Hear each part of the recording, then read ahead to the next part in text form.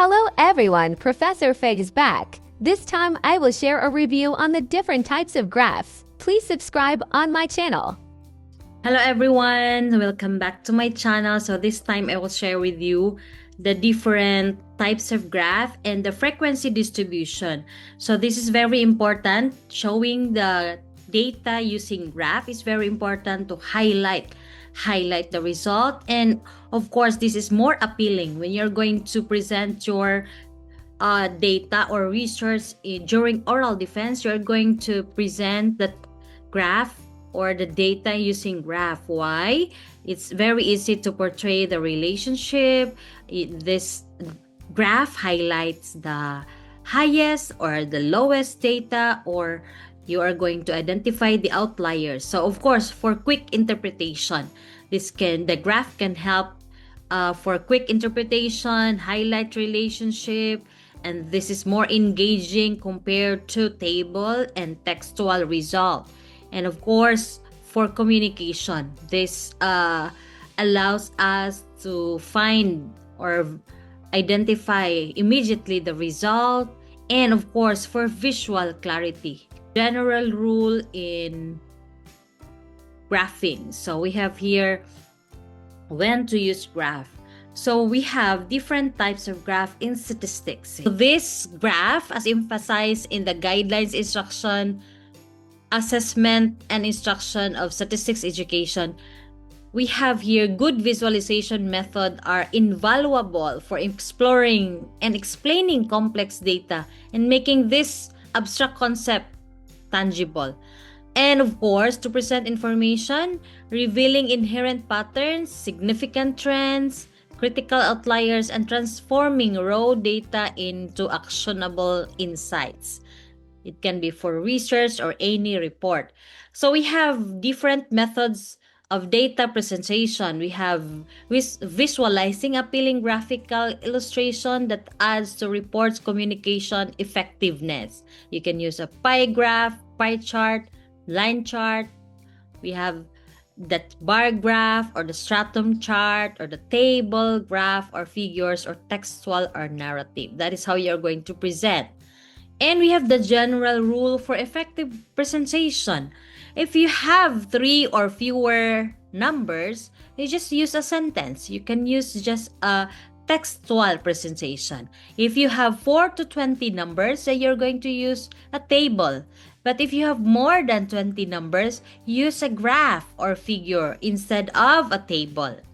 So we have, what about for the different types of graph? So you can identify first the type of variable. Is that quantitative data or is that categorical data? So for quantitative data, we have here, you can use histogram, showing the distribution of a single quantity using bar. And what about for categorical or qualitative data? You can use, or qualitative variable, you can use the bar chart. We have an example of histogram. Histogram, there's no space between bar. We have a bar chart. For a bar chart, compares frequency, categorical categories using data. So for a bar chart, there's a space between bar. Box plot. What is a box plot? It's summarized distribution using the quartile, showing the median, of course the range, and we have here the outliers. So it's very easy to identify the outliers using box plot. So we have an example, age by group. So you can easily identify where is the median or the center of the given box plot. Pie chart is very common. Very common for a total. There is a whole. So you're going to represent the different percentage for each whole. So best for each categories if you're going to get the part of a whole. Scatter plot is to convey relationship between the two quantitative variables. Specifically, we have there the correlation between the variable or the relationship, if that is directly or indirectly proportional. So we have the definition for a bar chart. We have a rectangular bars. So we have an example for a bar chart. So we have an example, color preferences. So you can use bar chart even using the qualitative data count. For pie chart, again, we have an example of a pie chart, color preferences but in proportion. Okay. For histogram, there's no space between bar. So you are going to, we have an example here, test score of students. Test score of students. So we have using histogram, there's no space between bar. And we have a Pareto chart, which is not found here. But the Pareto chart, the only difference, the Pareto chart is a bar chart or an histogram with the data are arranged in order. It can be increasing or decreasing order. Stem and leaf plot. The stem and leaf plot, there is a column for a stem and there is a column for a leaf. But in the stem and leaf, you can easily identify the shape, the center, and the spread of the data. So we have there, the stem is the leading digits and the leaf is the trailing digit or the last digit here. Here, the lowest score, exam score, is 48 and the highest score is 92. And you can easily identify the center. We have the center, the middle, median here is 70, which give the sense of typical exam score. So it's very easy to identify the highest, the range, the highest, the lowest, and the median, and the spread of the data.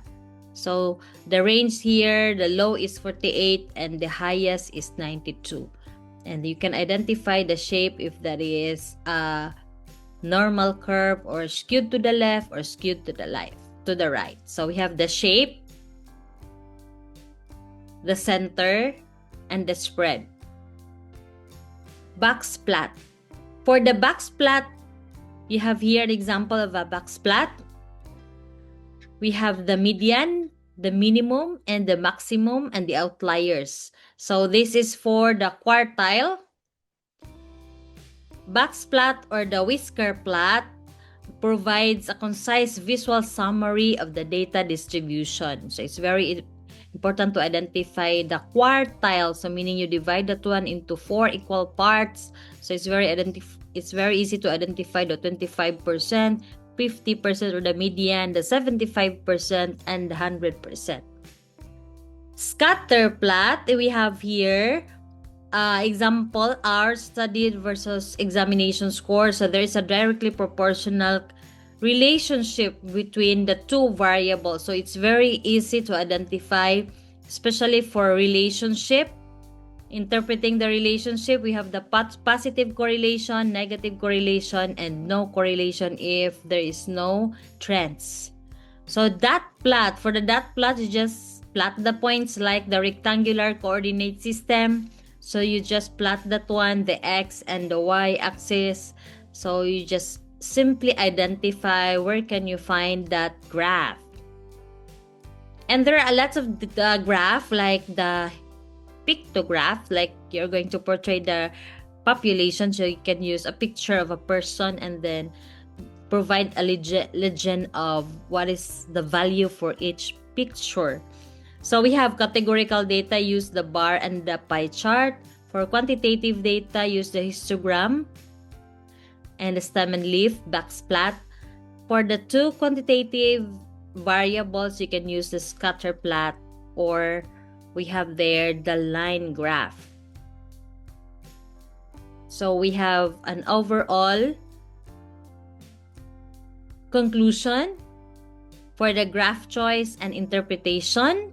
Select a graph that genuinely supports your intended message without distortion. And strive for identify what is the goal, what do you want to portray, and of course, you are going to be accurate of showing the data despite using graph. So answer the following quiz. We have here 2 parts. The first is matching column A with B. We have 1 to 6 items. So match column A with the given choices. Answer only using letters. So best for showing the proportion for each category in a whole. So you're going to answer the 1 to 6 and then test 2. Given the stem and leaf, identify how many students score 70 and above. It's not or. 70 up, including 70 going to the highest. How many students? Just count. And what is the highest score? Okay, that's it. You may comment. Thank you for watching. Please subscribe on my channel.